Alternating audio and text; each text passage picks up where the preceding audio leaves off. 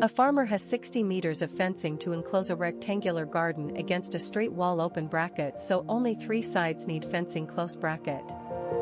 Find the dimensions that maximize the area by forming and solving a quadratic.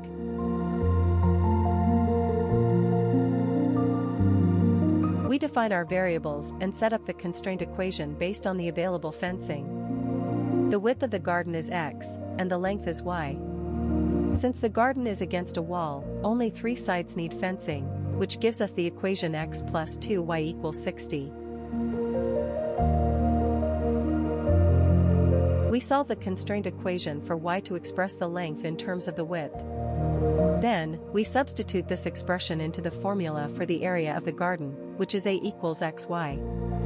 This gives us the area as a function of x alone. To find the maximum area, we take the derivative of the area function with respect to x and set it equal to 0. This gives us the critical point open bracket s close bracket where the maximum might occur.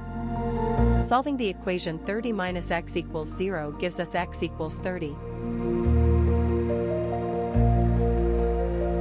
We substitute the value of x back into the equation for y to find the corresponding length. This gives us the dimensions of the garden that maximize its area. We substitute the value of x back into the equation for y to find the corresponding value of y, giving us the dimensions for the maximum area.